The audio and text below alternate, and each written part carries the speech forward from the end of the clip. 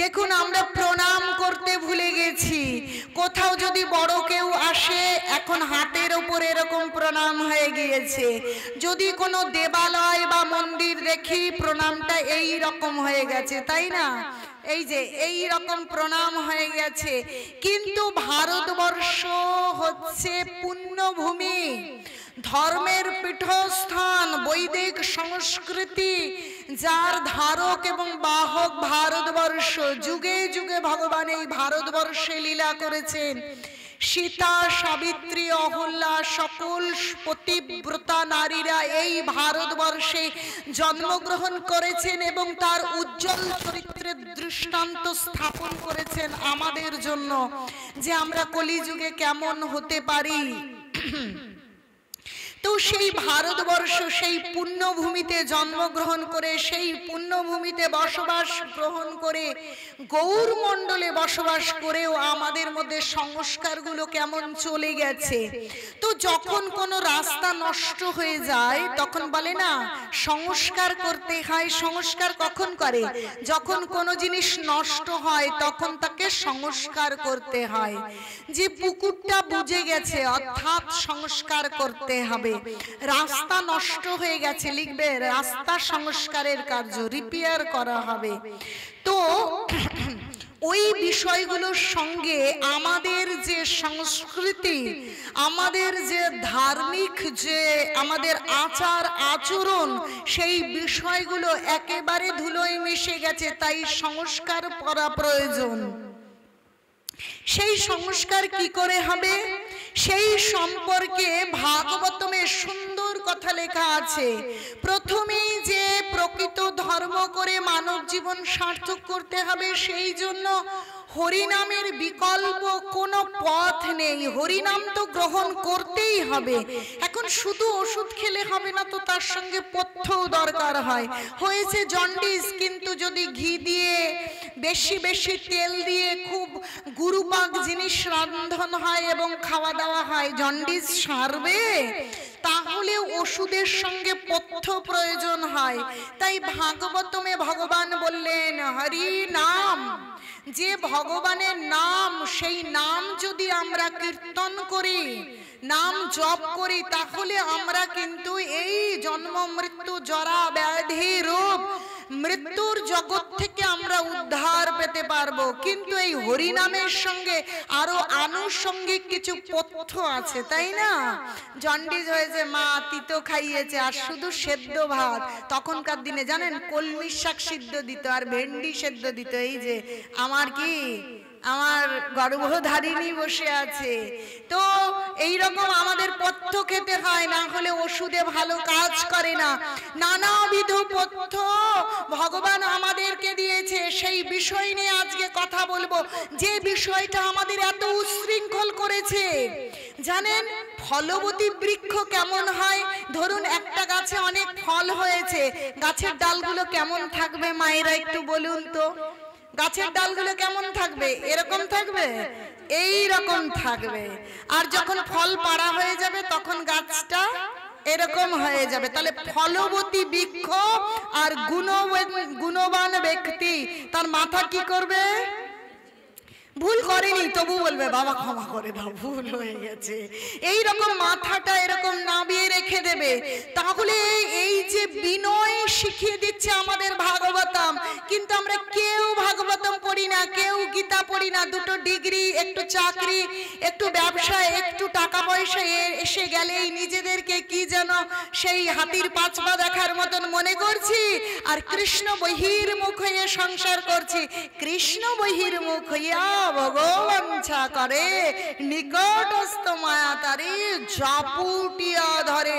নিকটস্থ মায়া তাকে এমন ভাবে জাপটে ধরছে যে দুঃখ দুর্দশায় মন বিষণ্ণ হয়ে যাচ্ছে। তাহলে এখান থেকে বেরোনোর জন্য আমাদেরকে ভাগবতম বললেন 18,000 শ্লোক সমন্বিত ভাগবতম। এই ভাগবতম কোনো মানুষের লেখা বিষয় নয়, কোনো সাধারণ বই নয়। এটা হচ্ছে গ্রন্থ অর্থাৎ শাস্ত্র, স্বয়ং ভগবানের শক্তাবেশ অবতার ব্যাসদেব লিপিবদ্ধ করেছেন। পুরো ভাগবতম শিক্ষা দিলেন, ভাগবতম শিক্ষা দিলেন, হরিনাম করো, হরিনাম করো, বিখ্যাত বিখ্যাত ভক্তের চরিত্র গায়ন করো, ভগবানের লীলা কথা শ্রবণ করো। শেষে আমাদেরকে কি বলে গেলেন? 18,000 শ্লোকের অন্তিম শ্লোক আমাদেরকে ভগবান দিলেন। কি বললেন জানেন? নাম সংকীর্তনং যস্য সর্ব পাপ প্রণাশনম প্রণম দুঃখ শমনস্তং নমামি হরিং পরম। বলছে নাম সংকীর্তনং যস্য সর্ব পাপ প্রণাশনম। যদি নাম সংকীর্তন হয় সমস্ত পাপ কি?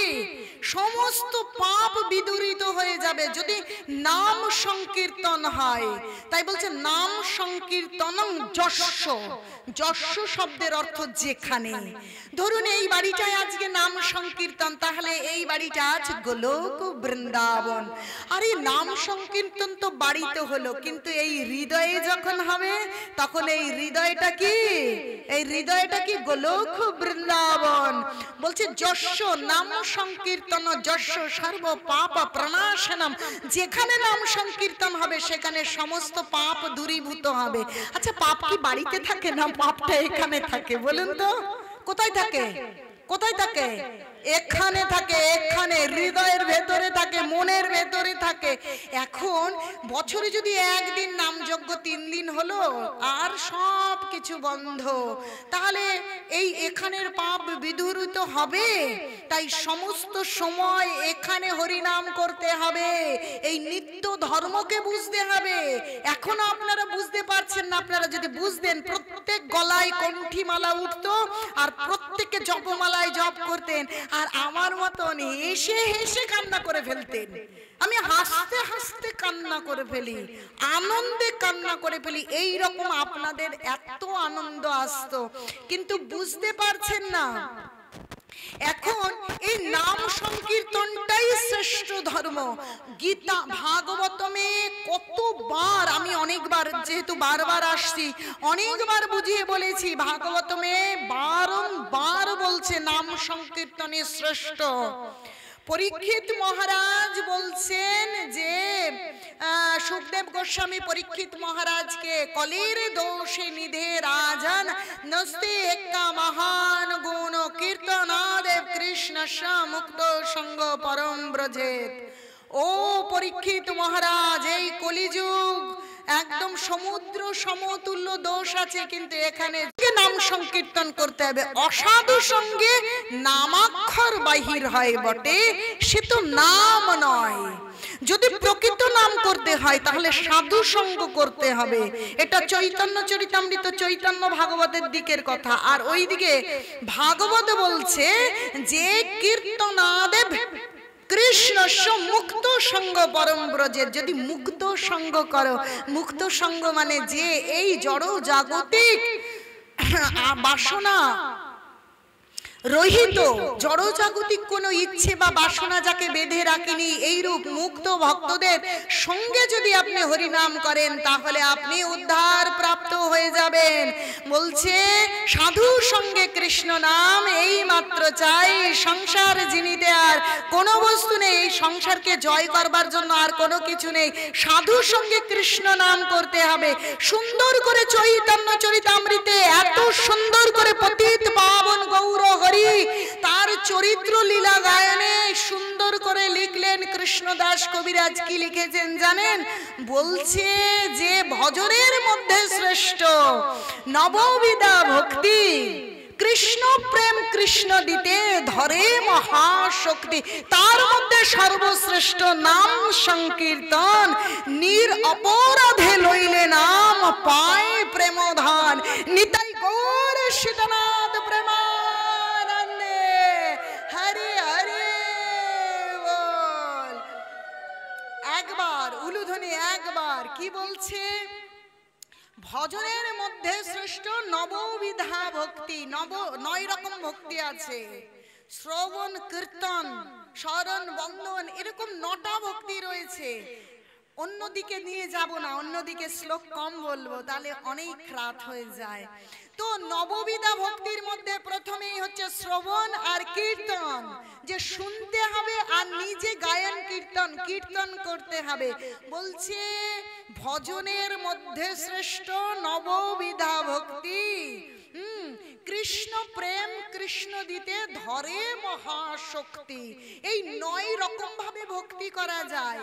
ভগবানের নাম শ্রবণ করে, ভগবানের নাম কীর্তন করে, ভগবানের অর্জন করে, পদ সেবন করে, এইভাবে করে করা যায়। কিন্তু তার মধ্যে শ্রেষ্ঠ কি বলছে? বলছে তার মধ্যে সর্বশ্রেষ্ঠ নাম সংকীর্তন। তার মধ্যে শ্রেষ্ঠ হচ্ছে নাম সংকীর্তন। যদি আপনারা নাম সংকীর্তন করেন সেটাই সর্বশ্রেষ্ঠ। বলছে কৃষ্ণ প্রেম কৃষ্ণ দিতে ধরে মহাশক্তি, তার মধ্যে সর্বশ্রেষ্ঠ নাম সংকীর্তন। নির অপরাধে লইলে নাম পাই প্রেমধন। এখন এই নাম সংকীর্তনটা কি করে করতে হবে? আমাদের কলিযুগের মানুষরা কি করেছে? সবাই মিলে ওই অলিতে গলিতে রাস্তায় বাজারে নাম যজ্ঞ করছে। আর নাম যজ্ঞ করে ওখানে একদিন দুদিন তিন দিন নাম যজ্ঞ হচ্ছে, ভাবছে আমাদের সব উদ্ধার হয়ে গেল, এইভাবে চিন্তা করছে আর সেই কাজগুলো করছে। কিন্তু কলিযুগের মানুষের যে বুদ্ধি কম থাকবে, তারা যে গীতা ভাগবতমের কথা সুন্দর করে বুঝতে পারবে না, এটা ভগবান জানতেন। তাই বলছে প্রায়ণ অল্প আয়ুষ্য সভ্য কলৌ অস্মিন যুগে জনা। যে এই মন্দ সুমন্দ মতয় মন্দ ভাগ্য হি উপদ্রুতা। বলছে এই কলিযুগের মানুষের বুদ্ধি অল্প, তাদের আয়ু অল্প, মন্দ বুদ্ধি মন্দ ভাগ্য, সর্বোপরি রোগ ভোগ দ্বারা উপদ্রুত। তাহলে কলিযুগটা এরকম। হরে কৃষ্ণ হরে কৃষ্ণ, সকলে দুবাহু তুলুন। হরে কৃষ্ণ হরে কৃষ্ণ কৃষ্ণ কৃষ্ণ হরে হরে, হরে রাম হরে রাম রাম রাম হরে হরে। এখন এই কলিযুগের এই যে কলিযুগের মানুষ এমন হলেন, এটা আজকে লেখেনি ভগবান, সেই 5000 বছর আগে এই কলিযুগ সম্পর্কে লিখেছেন। তাহলে আমরা যে ভাগবতমের কথা গীতার কথা বুঝবো না সেটা ভগবান জানতেন। সেই জন্য গৌর হরি নিজে আসলেন যে গীতা ভাগবতমের হরিনামের কথা বুঝবেন না। তারা ভাববে ওই দুর্গা পুজো কালী পুজো বা বিয়ে যেমন জীবনে একবার হয়, তেমনি সারা বছরে একবার ওই নাম যজ্ঞ অনুষ্ঠান করবে। এরা বুঝবে না যে হরিনাম করলেই জীবনে উদ্ধার পাবে। খাবে 3 বেলা, কিন্তু হরিনাম বছরে একবার ওই নাম যজ্ঞ অনুষ্ঠান হয়ে না, ওই হরিনাম করবার কথা বলেননি। ভগবান তো লিখে চলে গেলেন, এখন ভগবান কি লিখলেন কি বোঝালেন সেইটা বোঝানোর জন্য স্বয়ং রাধা কৃষ্ণ মিলিত তনু শ্রী গৌরাঙ্গ সুন্দর আসলেন। এসে এই কলিযুগে জগৎবাসীকে বুঝিয়ে দিলেন আসলে সেই হরিনাম কি করে করতে হবে, সেটা বোঝাবার জন্য নিত্যানন্দ প্রভু আর হচ্ছে হরিদাস ঠাকুরকে বললেন, শুনো শুনো নিত্যানন্দ, শুনো হরিদাস, সর্বত্র আমার আজ্ঞা করো প্রকাশ। প্রতি ঘরে ঘরে গিয়া করো এই ভিক্ষা, বলো কৃষ্ণ বলো, ভজ কৃষ্ণ করো কৃষ্ণ শিক্ষা। বললেন প্রত্যেক ঘরে ঘরে গিয়ে ভিক্ষা চাও। বলেছে রাস্তায়, বলেছে বাজারে, প্রত্যেক ঘরের দুয়ারে যাও, গিয়ে কি বলবে? চাল ডাল নয়, কি বলবে? বলো কৃষ্ণ, ভজ কৃষ্ণ, করো কৃষ্ণ শিক্ষা। আবার বললেন, শুধু এইটুকু বললেন না, জানেন আমরা প্রকৃত সত্য বুঝবো না, তাই বললেন হরে কৃষ্ণ কৃষ্ণ কৃষ্ণ হরে হরে, হরে রাম রাম রাম হরে হরে। প্রভু কহে কহিলাম এই মহামন্ত্র ইহা জপ গিয়া করিয়া নির্বন্ধ, নাম হইতে সর্বসিদ্ধি হইবে সবার, সর্বক্ষণ বলইতে বিধি নাই আর, নাম হতেই উদ্ধার হবে। তোমরা সংখ্যা পূর্বক বিধান পূর্বক সংখ্যা গুনে গুনে সংখ্যা পূর্বক হরিনাম করো। তার পরের লাইন কি বললেন জানেন? বলে 10 5 মিলে দাঁড়িতে বসিয়া কীর্তন করো গিয়া হাতে তালি দিয়া। দেখুন কি বললেন, আমরা জানি না কি বললেন কৃষ্ণ? স্বয়ং গৌরহরি বললেন, 10-5 মিলে দাঁড়াইতে বসিয়া কীর্তন করো গিয়া হাতে তালি দিয়ে। একটা বাড়িতে 5 জন 10 জন লোক থাকে, তো ছেলে বৌমা, তাদের নাতিপুতি, বাবা মা, এইভাবে মোটামুটি 5 জন, তাই তো? ছোট সংসার হলেও মোটামুটি 5 জন 6 জন লোক থাকে। তাই বলেননি যে ওই বাজারে বা ওই পুরো তল্লাটে একদিন বা 2 দিন বা 3 দিনের জন্য হরিনাম করতে কিভাবে ভাঙিয়ে দিলেন। জানতেন আমাদের এই মূর্খতার কারণে আমরা ওই রকম কাজ করব। হল্লা করে ওই রকম পান খাওয়া, মদ খাওয়া সব কীর্তনিয়া ডেকে নিয়ে এসে একদিন কীর্তন করাবো, নামযজ্ঞ হবে সারা রাত জেগে জেগে, আর কোনো নিয়ম নেই, কোনো কিছু নেই, হয়ে গেছে সব সঙ্গ, আর সারা বছর হরিনাম নেই। একজনকে একদিন খেতে দিয়ে সারা বছর খেতে দেবেন না, দেখেন তো বেঁচে থাকে কিনা। তাই বলেছে নিত্য ধর্ম করবার জন্য। আর এই নিত্য ধর্মের শিক্ষা দেওয়ার জন্য মহাপ্রভু বললেন যে দাঁড়িতে বসিয়া কীর্তন 10-5 মিলে, কারণ অন্য লোক ডাকবার দরকার নেই। তোমরা পিতা মাতা, ভাই বোন, স্ত্রী, পুত্র, কন্যা নিয়ে সন্ধ্যা এবং সকালে উঠে কি করবে? কীর্তন করো গিয়া হাতে তালি দিয়া। হাতে তালি দিয়ে কীর্তন করতে বললো। যে মৃদঙ্গ বাজানোর দরকার নেই, তো জুড়ি কাঁসা বাজাতে পারো না, দরকার নেই। যদি বাজাতে পারো বাজাও, না হলে হাতে তালি দাও। হাতে তালি দিয়ে কীর্তন করো, ভগবানের নাম করো সকাল এবং সন্ধ্যায়। সকালে কখন করতে হবে দেখুন, ভালো করে বুঝে দেখুন। ভক্তি বিনোদ ঠাকুর, আমরা ভজন করছি কি ভক্তি বিনোদ ধারায়, রূপ গোস্বামীর দেখানো পথায় গৌরাঙ্গ মহাপ্রভু আমাদের জানতেন। তাই এইভাবে বললেন যে 10-5 মিলে দাঁড়িয়ে কীর্তন করতে হবে। কিন্তু কীর্তনটা কখন করতে হবে? কখন করতে হবে? আগেকার দিনেও মানুষ ভোরবেলা ঘুম থেকে উঠতো, উঠে একটু হরিনাম টাম ছিল, কিন্তু এখন সকলে সূর্য মামা তাদেরকে ডেকে তোলে, তাই তো? আগে সূর্য ওঠে, পরে মানুষ ঘুম থেকে ওঠে। তাহলে উঠতে হবে ব্রহ্ম মুহূর্তে, সূর্য ওঠার আগেই ঘুম থেকে উঠতে হবে। আর সেই সময় ভগবানের সঙ্গে একটা সম্বন্ধ তৈরি করতে হবে। আপনারা বলবেন এই ভোরবেলা কেন, সারাদিন কেন হবে না? ভোরবেলায় কেন হরিনাম করতে হবে? মঙ্গল আরতি বলছে সংসারের মঙ্গল করতে গেলে মঙ্গল আরতি করতে হবে। আর মঙ্গল আরতি 6টার পূর্বে করবার বিধান। সূর্য উদয়ের পূর্বে বাহ্যকৃত করে স্নান করে তিলকাদি করে ভগবানকে জল ফুল নিবেদন করে ভগবানকে ধূপ প্রদীপ দিয়ে আরতি কীর্তন, আর হাতে তালি দিয়ে। জানি না আরতি কীর্তন দরকার নেই, হাতে তালি দিয়ে মন্ত্রেরও মহামন্ত্র কি হরে কৃষ্ণ হরে কৃষ্ণ কৃষ্ণ কৃষ্ণ হরে হরে, হরে রাম রাম রাম হরে হরে। হরিনাম করুন, কোনো ব্যাপার নেই। সুরেলা হতে হবে, কোনো সমস্যা নেই। মা যখন, মাকে আমরা ডাকি, মা কি কোনোদিন বলেছে তুমি মাটা ভাঙা ভাঙা গলায় ডাকো? আমার গলাটা তো ভালো নয়। মা কি কোনোদিন বলেছে তোমার গলায় সুর নেই, আমি তোমার ডাক শুনবো না?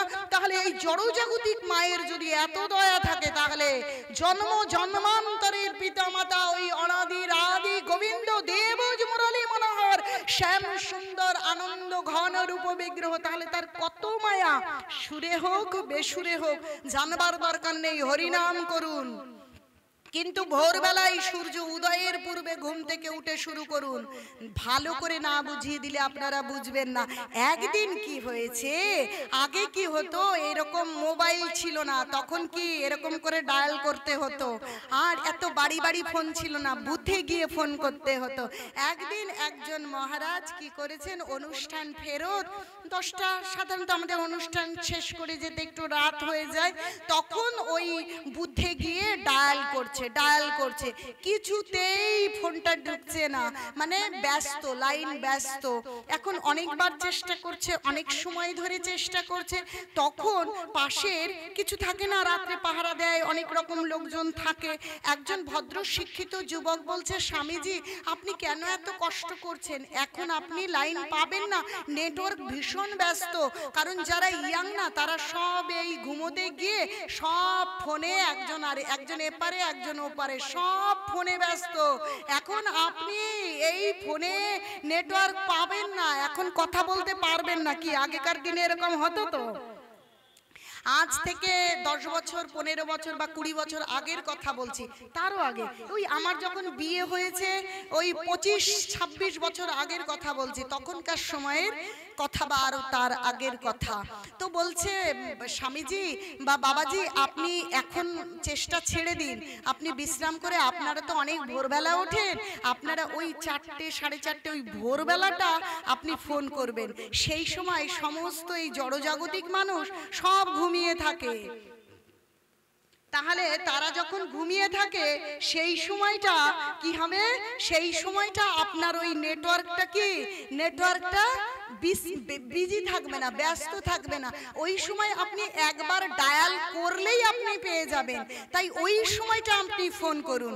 তাহলে দেখুন এই জড়জগতে যদি আমাদের কারোর সঙ্গে কানেক্টেড হতে হয়, মানে যুক্ত হতে হয়, সেখানে আমাদের ওই ভোরবেলার বিশ্রাম মানে নিরিবিলি সময়টাকে বেছে নিতে হচ্ছে যুক্ত হবার জন্য। আর আমরা কার সঙ্গে যুক্ত হব? অনাদির আদি গোবিন্দের সঙ্গে যুক্ত হব। তাহলে ব্যস্ত সময়ে কি যুক্ত হতে পারবো? না ভালো করে সে আমার কথা শুনতে পাবে, না আমি তার কথা শুনতে পাবো, না আমি ভালো করে তাকে দেখতে পাবো, না সে আমাকে ভালো করে দেখতে পাবে।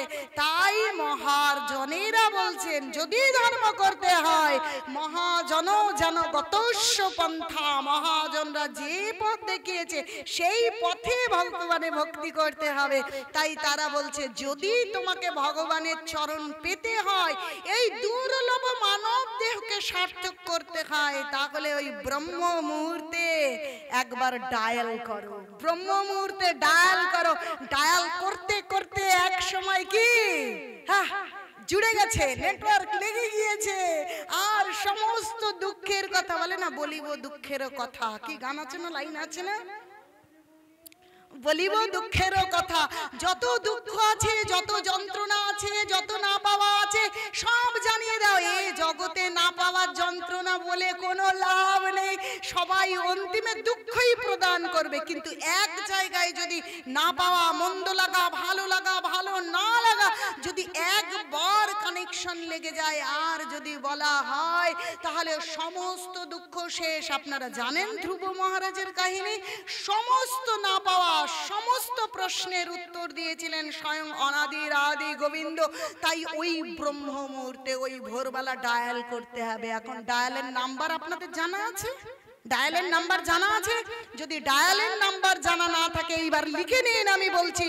ও লিখতে গেলে কলম লাগে না, লাগে কি করতে জানেন? দু বাহু উঁচু করতে, উঁচু করুন আর বলুন হরে কৃষ্ণ হরে কৃষ্ণ কৃষ্ণ কৃষ্ণ হরে হরে, হরে রাম হরে রাম রাম রাম হরে হরে।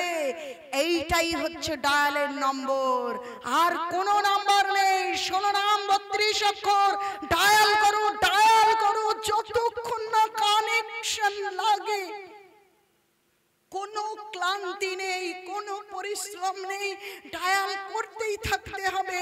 অন্য কোনো দিক ভ্রুক্ষেপ না করে কেবল হরিনাম করো। যদি মনে হয় সংসারের কাজকর্ম করতে হবে, ব্রহ্ম মুহূর্তে তো করছিলাম, করা হয়ে গেল, সংসারের কাজ করছি, কিন্তু মনে মনে ডায়াল করা বন্ধ করো না। যত দুঃখ আছে, যত যন্ত্রণা আছে, যত কিছু আছে তা তার কাছে জানিয়ে দাও। এই জগৎবাসী কখনো সেই না পাওয়া যন্ত্রণাকে মিটিয়ে দিতে পারবে না। কারণ একজনের কাছে যখন 10 টাকা নেই, আপনাকে 10 টাকা ধার দিতে পারবে? যে নিজেই ভিখারি, আমাকে আবার ভিক্ষা কোথা থেকে দেবে? কারণ এ জগতে সকলে ভিখারি, সকলে ভিখারি। যদি ভিখারি না হতো, এত বড় বড় চাকরি করে, বড় বড় পদে বসে আছে, কিন্তু করছে কি? চুরি করছে কি করছে না বলুন? বড় বড় পদে বসে থেকে চুরি করছে কি করছে না? বড় বড় চাকরি করে, কেবল ঘুষ চুরি, মানে যা মাইনে পায়, যা টাকা পায়, তাতে তাদের হৃদয় ভরছে না। তাহলে তারা ভিখারিকে ভিখারি না কি? আরে আপনারা কেন উত্তর দেন না কেন? ভিখারি যদি তারা ভিখারি না হতো তাহলে কি চুরি করতো? কার মন ভরে কি করে জানেন? নামে বুক এইভাবে মৃদঙ্গ দূরে, তাহলে নইলে চান্স। এত এত কিছু বলতে গেলে আমার সে ধারা কেটে যায়। আমি এই ভাবে বিভোর হয়ে থাকতে চাই। আমি ওই হরিনামের বিভোরতা, ওই ওই ওই ওই অবশ করা মুহূর্তকে ছাড়তে চাই না। এই ভগবানের কথায় যে আবেশ, এই আবেশে আমার জীবনকে আমি কাটিয়ে দিতে চাই।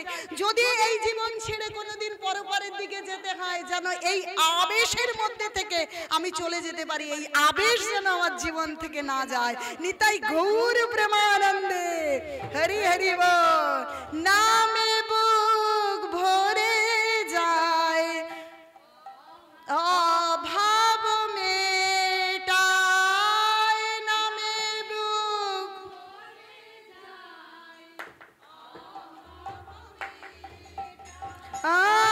নামে বুক ভরে যায় অভাব মেটায়, নামে বুক।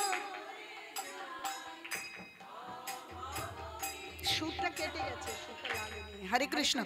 একমাত্র ভক্তি বিনোদ ঠাকুর লিখছেন, কে লিখছেন আমার এই মুহূর্তে মনে নেই, যে একজন মহাজন লিখছেন একমাত্র নাম যদি থাকে নামে বুক ভরবে, টাকায় কোনোদিন বুক ভরবে না, টাকায় বুক ভরবে না। জড় জাগতিক কোনো ইচ্ছে বাসনা ঘর ধর সম্পদে যার একতলা আছে, যদি মনে করে একটু প্লাস্টার করে যদি দোতলা করতে পারি একটু শান্তি, দোতলা হবে তারপরেও শান্তি থাকবে না। হ্যাঁ, কুড়ে ঘরের থেকে ভাববে একটু পাকা বাড়ি হোক তারপরে আমি স্থির হয়ে ভজন করব, পাকা বাড়ি হয়ে গেল তারপরে কিন্তু স্থির হতে পারবে না। তাহলে টাকা পয়সায় এই বুক ভরবে না, এই বুক একমাত্র হরিনামেই ভরতে পারে, এছাড়া কোনো ভাবে বুক ভরবে না। তাই হরিনাম করতে হবে, আর সেই হরিনাম করা শুরু করতে হবে ভোরবেলা, যখন এই জগতের কলুষতা পূর্ণ যারা ভগবানে ভক্তি করে না, যারা প্রকৃত বুদ্ধিমান নয়, তারা যখন ঘুমিয়ে থাকে। তাই দেখুন গীতা বলছে, যা নিশা সর্বভূতানাং তাসং জাগর্তি সংযমি যসং জাগ্রতি ভূতানি সানিশা পশ্যতে মুনে। বলছি এই জগৎ যখন ঘুমিয়ে থাকে তখন যিনি সংযমী তিনি জেগে ওঠে, আর যখন সংযমী জেগে ওঠে তখন এই জড় জগৎ ঘুমিয়ে পড়ে। কিরকম? এই রাত্রে তাড়াতাড়ি করে ঘুমোয় যারা ভক্তি করতে চায়, আর জড় জগৎ তারা যারা লাল নীল হলুদ নিয়ে থাকে, তারা রাত যত গভীর হবে ততই তাদের আলো এবং উত্তেজনা বাড়বে, তাই তো? বাড়বে তো। আর ভোরবেলা কি করবে? তারা ঘুমিয়ে থাকবে। আর যারা ভগবানে ভক্তি করবে, যারা জীবনের সার্থকতা খুঁজে বের করবে, তারা কি করবে? ওই ব্রহ্ম মুহূর্তে ঘুম থেকে জেগে পড়বে, আর তখন বেলা পর্যন্ত সব জড় জগতের মানুষ ঘুমিয়ে থাকবে। তাই জেগে ওঠো, জেগে ওঠো হে কলিগত জীব, আর জেগে জেগে ঘুমিও না, এইবার তো জেগে ওঠো। বলছে উত্তিষ্ঠিত জাগ্রত প্রাপ্য বরাহান নিবেদিত। জেগে ওঠো এবং প্রকৃত প্রাপ্য বুঝে নাও। প্রকৃত প্রাপ্য হচ্ছে হরিনাম করবার অধিকার, প্রকৃত ধর্ম, প্রকৃত ভগবানের সেবা করবার অধিকার। সেই সেবা গীতা ভাগবত রয়েছে, আর গীতা ভাগবতমকে ভর করে ভগবানের সেবায় যুক্ত হও। কিচ্ছু ত্যাগ করতে হবে না, শুধু যোগ। এই গীতার যে 18টা অধ্যায়, প্রত্যেকটা অধ্যায়ের নাম যোগ। বিষাদ যোগ, সাংখ্য যোগ, কর্ম যোগ, জ্ঞান যোগ, সমস্ত অধ্যায়ের নাম যোগ। তাই যোগ করো। কি যোগ করবেন? হরিনাম যোগ করবেন। তাই বলছে যস্য নাম সংকীর্তনং সর্ব পাপা প্রণাশনম প্রণাম দুঃখস্য মনস্তাম। বলছে প্রণাম করলে সমস্ত দুঃখ চলে যাবে। নমামি হরিং পরম। প্রণাম করতে হবে। দেখুন যে সংস্কারটা আমরা হারিয়ে ফেলেছি, সেই প্রণাম সম্পর্কে আমরা কথা বলবো শিব পুরাণ থেকে। আমরা প্রণাম করতে ভুলে গেছি, যে সকালবেলা ঘুম থেকে উঠে প্রণাম করতে হবে, ভগবানের উদ্দেশ্যে প্রণাম নিবেদন করতে হবে। এই ধরিত্রী মাতা যার উপর সারা দিন অত্যাচার করছি, সেই জন্য আমরা এই ধরিত্রী মাতাকে প্রণাম করব, এবং পিতা মাতা স্বামী যত যারা আছে বয়স্ক সকলের উদ্দেশ্যে প্রণাম নিবেদন করব। যাকে দেখব তাকে। আপনি বলবেন ছোটকেও প্রণাম, বড়কেও প্রণাম। আমরা যার সঙ্গে দেখা হয় তাকে কি বলি? প্রভুপাদ শিখিয়েছেন। প্রভুপাদ কে? যিনি কৃষ্ণ ভাবনা অমৃত সারা বিশ্বে পৌঁছে দিলেন। প্রভুপাদ শিখিয়েছে ছোট বড় সকলকে দেখলে হাত জোড় করে প্রণাম আর হরে কৃষ্ণ বলুন। এই যে সকলকে প্রণাম করবার বিধান বিধান কিন্তু গীতাতেও আছে। বলছে বিদ্যা বিনয় সম্পন্ন ব্রাহ্মণে কবি হস্তিনী শুনি চৈব সাপাকে চা পণ্ডিত সমদর্শিন। বলছে সকলকে, যার বিদ্যা আছে, যার বিনয় নেই, যিনি গরু, যিনি হাতি, যিনি শুকরভোজী চণ্ডাল, কোনো সমস্যা নেই, প্রত্যেকের হৃদয় অভ্যন্তরে আত্মা এবং পরমাত্মা বিরাজ করছে, অতএব তাদেরকে প্রণাম জানান। ভাবছি এ তো বয়সে অল্প, একে কি করে প্রণাম জানানো হয়? আগে আমাকে বলতো, মাতাজি আমরা না আপনার ছেলের মতন, আপনি কেন প্রণাম জানাচ্ছ? আচ্ছা তুমি ভাবছো তোমাকে প্রণাম জানাচ্ছি? এই শরীরটা তো ছোট, বয়স তো অল্প, কিন্তু শরীরের ভেতরে আত্মা, আত্মার কোনো মৃত্যু হয় না, কখনো মৃত্যু হয় না। বলছে নৈনং ছিন্দন্তে শাস্ত্রাণি নৈনং দাদি পাবক না চৈনং ক্লেদায়ন্ত পা না শোষয়িত মারুত। এই আত্মাকে অস্ত্রের দ্বারা কাটা যায় না, তাকে জলে ভেজানো যায় না, বায়ু শোষণ করে নিয়ে যেতে পারে না, অগ্নি পুড়িয়ে দিতে পারে না। সেই আত্মা নিত্য শাশ্বত। বলছে ন জায়তে মৃয়তে বা কদাচিন নাহং মুত্তা ভবিতা বা ন ভূয় অজ নিত্য শাশ্বত হায়ং পুরানো ন হন্যতে হন্য মানে শরীরে। এই আত্মার কোনো জন্ম হয় না, এর কোনো মৃত্যু হয় না, এর উদ্ভব হয় না, এর বৃদ্ধি হয় না, নিত্য শাশ্বত বস্তু, শুধু শরীরের মৃত্যু হয়। তাহলে এই শরীরটা কি, এই শরীরের বয়স আসল? এই আত্মার বয়স আমরা জানি না। আমরা পূর্বজন্ম পরজন্ম কিছু তো মনে নেই, আমরা অনুচৈতন্য আর বিভু চৈতন্য কৃষ্ণ, প্রত্যেক কথার উত্তর গীতায় আছে। কিন্তু গীতা কখনো কেউ ভালো করে পড়ে না, যে আমাদেরও পূর্বে জন্ম ছিল, এই জন্মই প্রথম জন্ম নয়, স্বয়ং কৃষ্ণ বলছে। কিন্তু আমরা কেউ মানি না, আমরা গীতা পড়ি না। একটু ছোট থাকবে তাই দেখবেন একটু পড়তে চলে যাবে, মন্দিরে আমরা যাই না। কিন্তু আমরা হিন্দু বলে নিজেদেরকে দাবি করি, সনাতনী বলে দাবি করি, একদম মানে আমরা যখন দাবি করি না, আমাদের মুখে ঝাঁটা বা জামা ঘষে দিয়ে দেওয়া কর্তব্য। আমরা আমাদের হিন্দুদের ধর্মগ্রন্থ গীতা একটা ছেলে মেয়ে জানে না। ধর্মগ্রন্থ কি জিজ্ঞেস করবো, দেখবেন অর্ধেক জানে না যে আমাদের ধর্মগ্রন্থ কি, এবং সেই গীতা পড়তে দেয় না। আগে পড়াশোনা করো, পড়াশোনা করো, চাকরি করো। আরে চাকরি করতে গিয়ে একটা টাকা ছাপানো মেশিন তৈরি হচ্ছে। বাবা মাকে প্রণাম করে না, বাবা মাকে দেখে না, কোনো ভ্রাতৃত্ব বোধ নেই, আন্তরিকতা নেই, ভালোবাসা নেই, প্রকৃত প্রেম নেই, কেবল বিচ্ছিন্নতা, কেবল মারামারি, কেবল হতাশা। কেন? তুমি যে কেবল ওই অঙ্ক, ইতিহাস, ঔরঙ্গজেব পড়িয়ে টাকা ছাপানো মেশিন তৈরি করেছো, এখন কার্য কেন? তা আমাদের অবস্থা ঠিক সেই রকম। তাহলে সেখানে যদি প্রকৃত প্রেম, ভালোবাসা, বিনয়, শ্রদ্ধা, আন্তরিকতা দিতে হয়, তাহলে গীতা দিতে হবে। গীতা প্রভুপাদ এত সহজ করে গীতাকে সুন্দর প্রাঞ্জল ভাষায় মানে করেছেন, তাৎপর্য লিখেছেন, সারা বিশ্বের মানুষ গীতা পড়ে ভক্ত হচ্ছে। কিন্তু আমরা যারা গৌড়ের দেশে থাকি, শুধু নামেই আমরা গৌড়ের দেশে থাকি, কেউ গীতা পড়ি না। গীতায় কি আছে কিচ্ছু জানি না, শুধু চায়ের দোকানে গীতা নিয়ে তর্ক হয়, কিন্তু একজনও গীতা পড়ে না। পেছনে পেছনে আমার নামে আগে প্রথমে আমার এলাকায় পেছনে পেছনে বলতো, যখন তাকে ছুরির ধারের মতন এক একটা শ্লোক বেরিয়ে আসবে আর বলবে গীতা খুলুন, একটা কথা বলবেন না, আগে গীতা খুলুন। এখন আর কিছু বলে না, এখন ভয় পায়, এখন আর কিছু বলে না। তাহলে আপনাদেরকে জানতে হবে প্রকৃত ধর্ম কি, প্রকৃত সত্য কি, প্রকৃত বিষয় কি। এই গীতার মধ্যে সমস্ত প্রশ্নের উত্তরকে পড়ুন, গীতাকে বুঝুন। প্রভুপাদ আমাদেরকে সুলভ করে দিয়েছে, তাই তাকে আমরা জগৎগুরু বলি। তার কথা শুনুন, আপনারা প্রত্যেক ছেলে মেয়েকে গীতা পড়ান আর তাদেরকে বোঝান। তাহলে বলছে কি, যে প্রণাম করতে হবে। একদিন কি হয়েছে, এক দম্পতি তারা ভীষণ মনোকষ্টে ভুগছে, তাদের কোনো সন্তান হয় না। যে সাধু বাবাই আসে, আমাদের একটা সন্তান দিন না, আমাদের একটু কৃপা করুন না, আমাদের একটু কৃপা করুন না।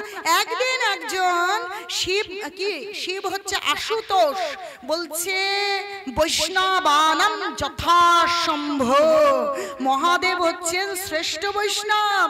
ও মানুষ জানে না, বলে কি ওই শিবের পুজো করতে গেলে গাঁজা খেতে হয়। সবকিছু এই জগতে উল্টো পাল্টা, ওরকম নয়। তার নাম আশুতোষ হয়েছে কেন? তিনি অল্পতে সন্তুষ্ট হন, মানে গাঁজা খাওয়া মতো অধপতিত ভক্তকেও তিনি কৃপা করে কৃষ্ণ ভক্তি দিন। ভালো করে বুঝবেন, গাঁজা যারা খায় তারা কি ভালো?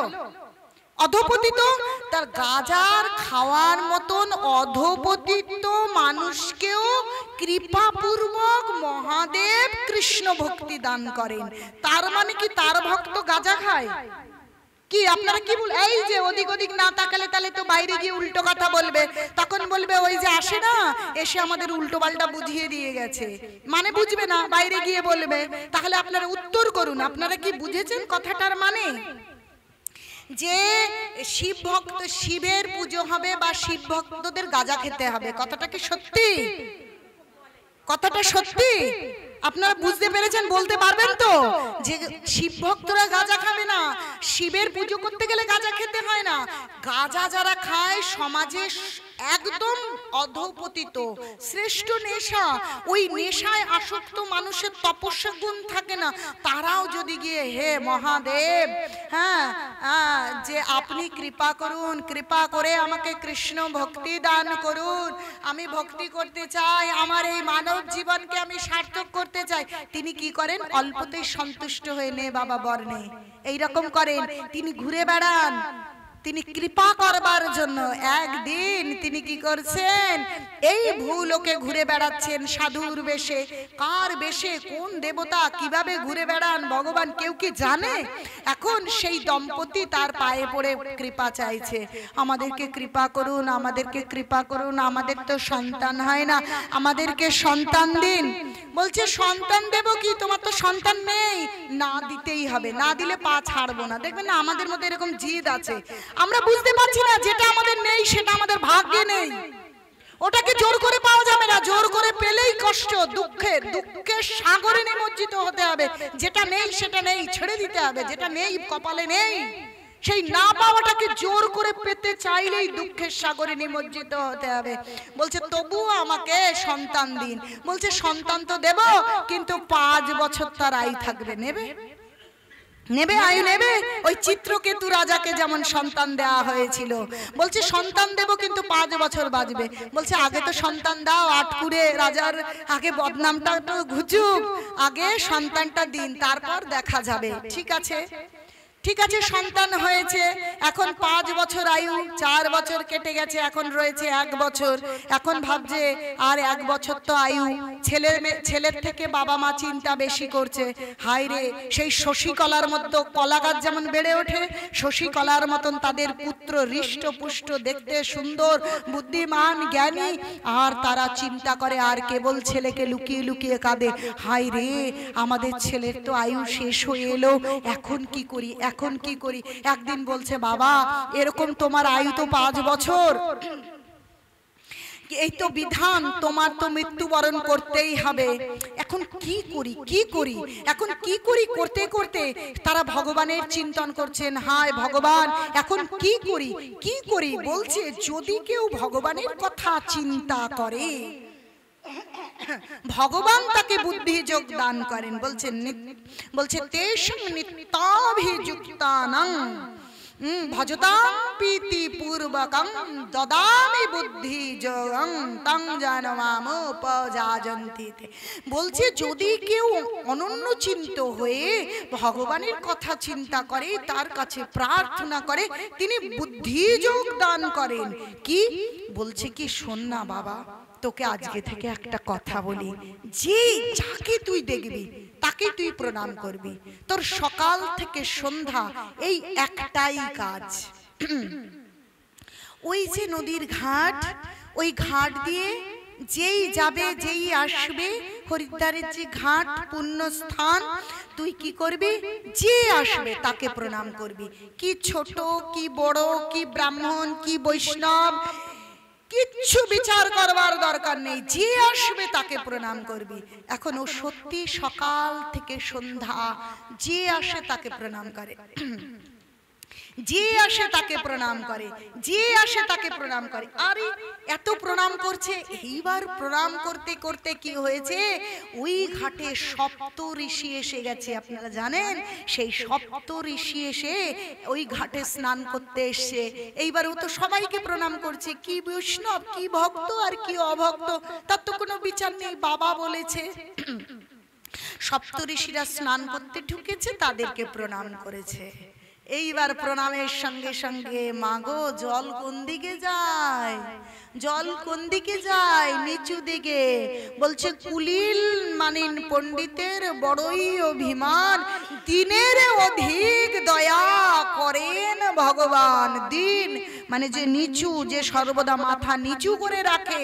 বলেছে যার অহংকার আছে, যার মাথাটা এরকম হয়ে থাকে, তাকে জীবনে কেউ কৃপা করে না। যার মাথাটা নিচু হয়, ওই ব্রহ্ম মুহূর্তে ওঠার কথা শাস্ত্র বলছে। সকাল সকাল ঘুম থেকে উঠে বাবা মাকে প্রণাম করছে। বাবা মা কত বড় গুরু, যখন প্রণাম করছে দীর্ঘজীবী হও। বাবা মা ভক্ত হলে বলছে কৃষ্ণ ভক্তি হোক। ওই যে শুধুমাত্র মুখের একটা কথা, কার মধ্যে কৃষ্ণ কিভাবে ভক্তি দিয়ে রেখেছে আমরা কেউ জানি না, তার বাহ্যিক ব্যবহারে। কিন্তু যখন প্রণাম করছি কিছু না কিছু তো বলছে, তাই তো?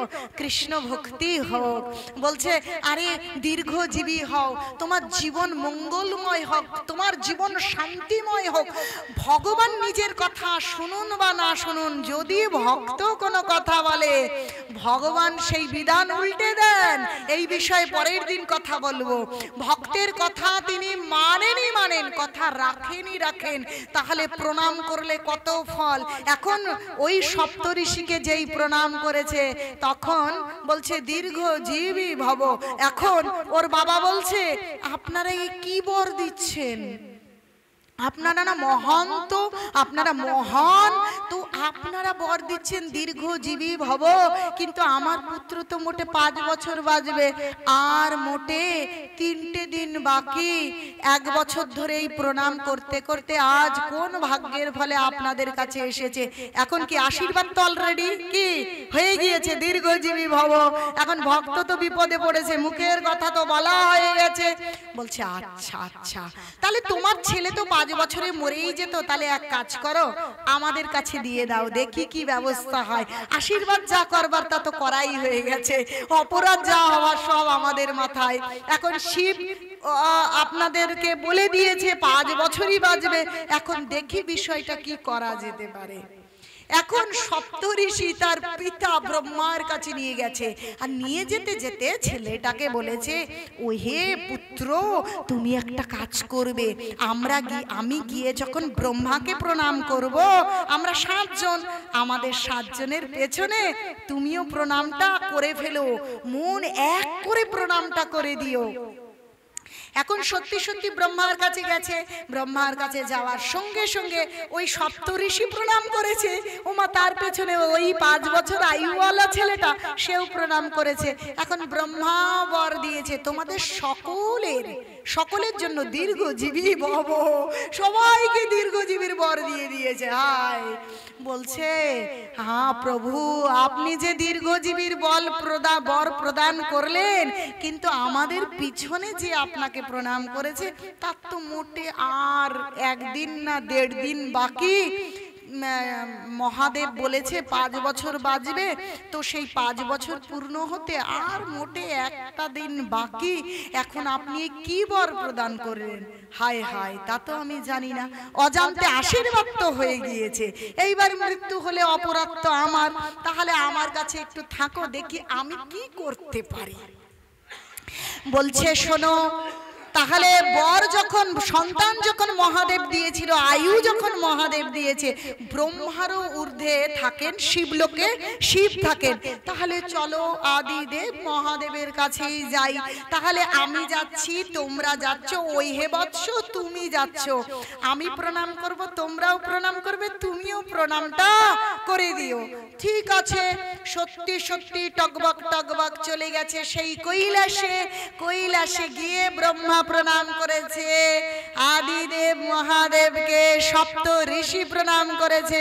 আর সেই পুত্র তো 1 বছর ধরে প্রণাম করতে করতে তাকে শেখানোর প্রয়োজন নেই, যাকে দেখে তাকে কেবল প্রণামই প্রণাম। আর যেহেতু ছেলে মানুষ, সে দণ্ডবত প্রণাম করছে। মেয়েরা কিন্তু ওই শুয়ে পড়ে প্রণাম করবেন না, মেয়েদেরকে ওই শুয়ে পড়ে প্রণাম করা, গড়াগড়ি করা বারণ আছে। আপনারা ওইভাবে প্রণাম করবেন। পঞ্চ অঙ্গে প্রণাম করবেন, কিন্তু ষষ্ঠাঙ্গে প্রণাম ওইভাবে প্রণাম করবে পুরুষরা, ছেলেরা আর কি, ছেলেরা প্রণাম করবে। তো ওর তো শিক্ষাই হয়ে গেছে, ওর তো সংস্কার হয়ে গেছে, ও ওইভাবে প্রণাম করেছে। এইবার প্রণাম করলে শিব বলছে দীর্ঘজীবী ভব, কৃষ্ণ ভক্তি হোক। দীর্ঘজীবী দিয়ে, আরে কৃষ্ণ ভক্তি করতে গেলে তো বয়স দরকার আছে, এই শরীরে না কৃষ্ণ ভক্তি করা যায়? ওই ব্যাঙ, কুকুর, ছাগল যদি গাছ হয় তাহলে কি আর কৃষ্ণ ভক্তি হয়? তাই বলেছে দীর্ঘজীবী ভব, কৃষ্ণে মতি অস্তু, কৃষ্ণে মতি আসু, অনেক দীর্ঘজীবী হও। বলছে আপনি দীর্ঘজীবী কি করে বলছেন? ওই যে আমাদের পেছনে যে ছেলেটা রয়েছে ও আর একদিন বাঁচবে। বলছে একদিন বাঁচবে আবার কেমন কথা? বলছে আপনি এদের নিঃসন্তান পিতামাতাকে আপনি বর প্রদান করেছিলেন যে 5 বছরে মৃত্যু হবে, কিন্তু তবু তারা সন্তান প্রার্থনা করেছিল, আর আপনি বলেছিলেন 5 বছর আয়ু সমন্বিত সন্তান প্রদান করছি। এখন আপনি বলুন কি করব? আপনি তো আশীর্বাদ দিয়ে দিলেন। বলছে এখানে থাকো, দেখছি কি করা যায়, একটু এখানে থাকো, শান্ত হও, বসো, দেখছি কি করা যায়। সত্যি সত্যি যমদূত তো এসে গেছে। এখন যমদূত আসবে কি? ওটা তো আর সাধারণ আমার আপনার বাড়ি নয়, ওটা কৈলাস। তো দূত আসবে, স্বয়ং যমরাজা এসে গেছে। এসে দূর থেকেই যমরাজাকে দেখে শিব বলছে ও হে যমরাজ, হ্যাঁ আপনি এখানে কি ব্যাপার? বলছে আপনার কাছে যে ছেলেটা এসেছে তার তো আজকে চলে যেতে হবে, তাই তাকে নিতে এসেছি। তার তো মোটে 5 বছর আয়ু, আর আজকেই তো তার 5 বছর শেষ, তাহলে তাকে নিয়ে যেতে হবে। আচ্ছা তুমি যে এই ছেলেকে নিতে এসেছো, একটু কি ভালো করে বিচার বিবেচনা করে এসেছো? একটু কি হিসেব টিসেব করে এসেছো? আবার হিসেব কি করে আসবো? আপনি তো আশীর্বাদ প্রদান করেছেন 5 বছর বাঁচবে, আর আমি সেই কথাতেই এসেছি। আপনার কথা তো কখনো অন্যথা হবে না, তাহলে আমি নিতে এসেছি, ভুলটা কি করেছি? আরে আগে তো বিচার করো যে আমি 5 বছর ওই মর্তলোকের 5 বছর না কোন হিসাবের 5 বছর বলেছি? বলে নিজের কথায় নিজের ফাঁদে নিজেই পড়েছে, এখন ধানাই পানাই করে জল ঘোলা করছে। আরে আমি 5 বছরের আয়ু দিয়েছি, কিন্তু 5 বছর কোন 5 বছর? তাকে তুমি কি একটু হিসেব কষে এসেছো? আমাকে কি একটা টেলিফোন করেছিলে নাকি যে ওহে মহাদেব আপনি যে 5 বছরের বর দিয়েছিলেন, আসলে সেই 5 বছরটা কদিনের বর জিজ্ঞেস করেছো? ওই 5 বছরটা ওই মর্তলোকের 5 বছর নয়। শুনে রাখো, শুনে রাখো কি বলছে, যে ওই যে মর্তলোকে এখানের 1 ঘন্টা, বলছে চাঁদে, জানেন তো সামান্য চাঁদে, এখানের 1 ঘন্টা মানে চাঁদে কত জানেন? এই না 73 ঘন্টা, 73 ঘন্টা। চিন্তা করে দেখো, শুধু চাঁদে। আর ওটা কোথায় আছে? এখন শিবলোকে। বলছে এই যে আমরা পিতৃপুরুষের কাজ করি, শ্রাদ্ধ হলো, ভালো করে বলতে গেলে অনেক সময় লেগে যায়, কিন্তু কি করব, যে আমরা কি করি, ছেলেদেরকে বৈষ্ণব সাজানো হয়, সাজিয়ে নিয়ে 10 দিনের পরে 11 দিনে শ্রাদ্ধ করে। বৈষ্ণব সাজায়, সান্ত্বনা পুরস্কার দেয়। আসলে প্রকৃত ভক্ত না হলে ওইভাবে পিতামাতার উদ্ধার করা যায় না। এখন কি করে, ওই 11 দিনে শ্রাদ্ধ করে, যেমন বলে ব্রাহ্মণ, শাস্ত্র মানলো না মানলো। আসলে আমি কিন্তু ব্রাহ্মণের শত্রু নই, আসলে ব্রাহ্মণ খালি জাতিতে হলে তো হবে না, ব্রাহ্মণের নিয়ম মানতে হবে, শাস্ত্রগ্রন্থ মানতে হবে, তবে প্রকৃত ব্রাহ্মণ। খালি ব্রাহ্মণের ঘরে জন্মসূত্রে সকলেই শূদ্র, সকলে ব্রাহ্মণ হয় না, প্রকৃত ব্রাহ্মণ না। এবার তারা এসে কি করছে, যা মন চাইছে পড়লো না, জানে না, ওই ধানাই বানাই করে কেবল প্রণামী আর দক্ষিণা চাল ডাল নিয়ে বাড়িতে চলে যায়। তারা যেমন তেমন করে শ্রাদ্ধ করে, উদ্ধার তো হয় না। তাই বলে 1 বছর পরে কি হয়, বৈষ্ণব সেবা দেয় কি দেয় না? দেয় তো। বলে বাৎসরিকে বৈষ্ণব সেবা হবে, ভক্ত আসে, রান্না করবে, ভগবানের ভোগ লাগবে, সেই ভোগ আত্মার উদ্দেশ্যে নিবেদন হবে। আসলে ওই 365 দিন পর মানে পিতৃলোকে 1 দিন। ওই যেদিন শ্রাদ্ধ করে দিল তার পরের দিনে ভগবানের প্রসাদ দিয়ে তাকে নিবেদন হয়ে গেল সেই আত্মার উদ্দেশ্যে। আসলে পিতৃলোক বলে যে জায়গাটা আছে সেই জায়গার একদিন মানে এই মর্তলোকে কতদিন? 365 দিন, মানে আমাদের 1 বছর। তাই বছর কিতে ওরকম হয়, বুঝেছেন? এখন তাই আমরা এইভাবে করি। এখন সেই শিব দিয়েছে 5 বছরের আয়ু, বলছে ভালো করে শোনো, ওই হে যমরাজ, তুমি তো দ্বাদশ মহাজনের একজন মহাজন, তুমি তো বিখ্যাত, তোমাকে আর কি বুঝিয়ে বলবো, তুমি তো মহাপণ্ডিত, তবুও তোমার বোঝার ভুল আছে, তুমি একটু বোঝার চেষ্টা করো। আমি 5 বছর মানে কি বলেছি? কি বলেছেন? বলছে সত্য, ত্রেতা, দাপর, কলি, এই 4 যুগে হয় এক দিব্য যুগ। এই এক দিব্য যুগ মানে 4টে যুগ, সত্য, ত্রেতা, দাপর, কলি, এই 4 যুগ একত্রিত হলে এক দিব্য যুগ। আর 71 দিব্য যুগ একসঙ্গে হলে এক মন্বন্তর। আর 14 মন্বন্তরে এক কল্প মানে ব্রহ্মার একদিন। এইবার ভাবুন, এ যেদিন শুনেছি আমার মাথাটা তো গোল গোল, অথচ আমি MA ফার্স্ট ক্লাস, এ গোল গোল আমি হিসেব, আমি বলেছি বাবা এ আমি মুখস্থও রাখতে পারবো না, এ আমার মাথায় ঢুকছেও না, আমি বুঝতেও পারবো না। এই ব্রহ্মার 10 বার মৃত্যু হবে, 10 বার জন্ম হবে, তখনও এ মরবে না। কারণ ব্রহ্মার একদিন মানে কি হচ্ছে? 14 মন্বন্তরে এক কল্প মানে ব্রহ্মার একদিন।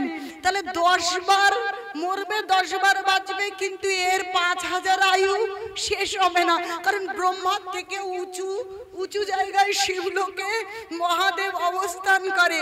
তাই বলছে যে এর পরম আয়ু ব্রহ্মা 10 বার জন্মাবে, 10 বার মৃত্যুবরণ করবে। তাতে ভগবান শিবের হবে একদিন মহাপ্রলয়, এসে ব্রহ্মাণ্ড প্রলয় হবে, কিন্তু এর মৃত্যু হবে না। আমি আজ আশীর্বাদ করছি যে আজ থেকে এর নাম হবে মহর্ষি মার্কেন্ডেয়। নিতাই গৌর প্রেমানন্দে, হরি হরি বল।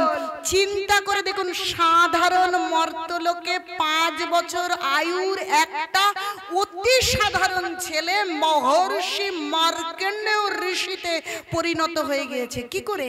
লজিকটা কোথায়? কি করে হলো? কি করে হলো? প্রণাম।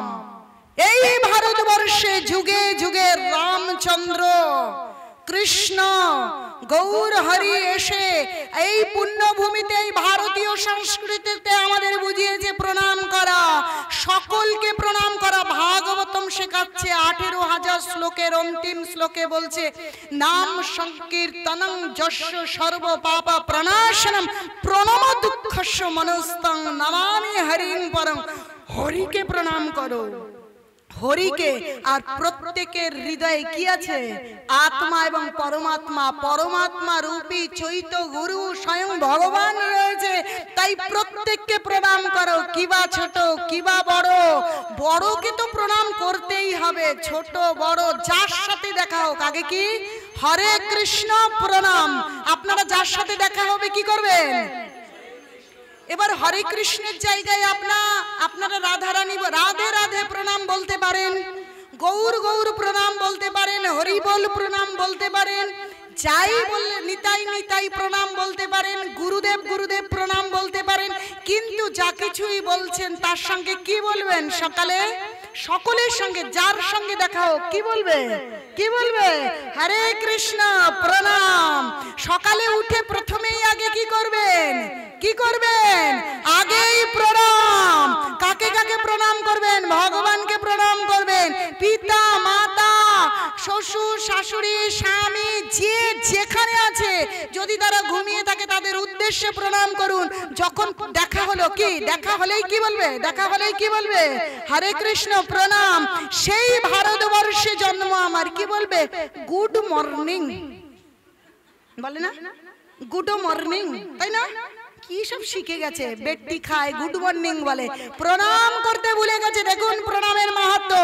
আজ থেকে আপনারা যদি সত্যি আপনাদের ভেতরে কিছু থেকে থাকে, আপনারা যদি সত্যি মনে করেন পুণ্যভূমি ভারতবর্ষে রয়েছি, আমরা গৌর হরির দেশে রয়েছি, তাহলে এই মুহূর্তে থেকে শপথ করুন, কাউকে দেখা হলেই কি জানাবো আগেই।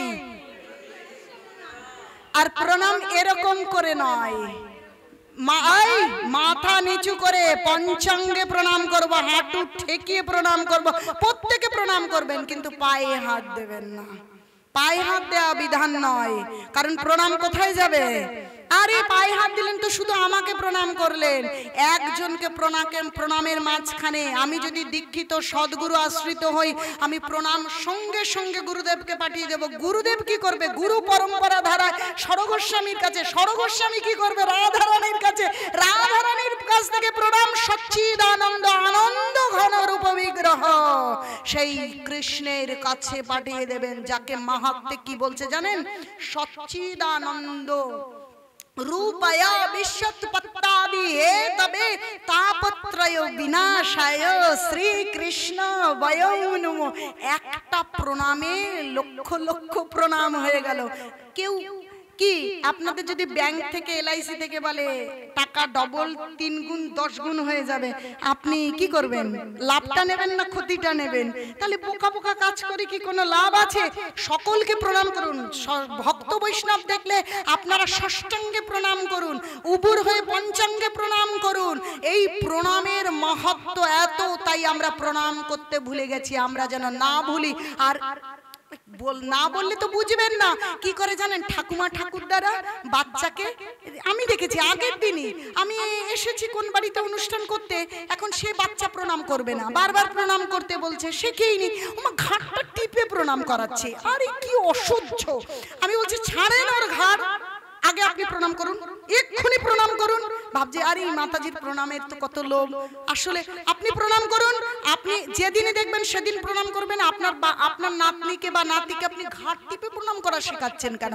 আপনি আচরি ধর্ম জীবেরে শেখায়, আপনি না কইলে ধর্ম শেখানো না যায়। তো ওই নাতনিকে ঘাট ঠেসে ধরে প্রণাম শেখানো যায় না, নিজে করলে সেই শিখে, সেটা দেখে নাতি পুতি ছেলে মেয়ে সকলে শিখবে আর তার জীবন ধন্য হবে। নিতাই গৌর প্রেমানন্দ।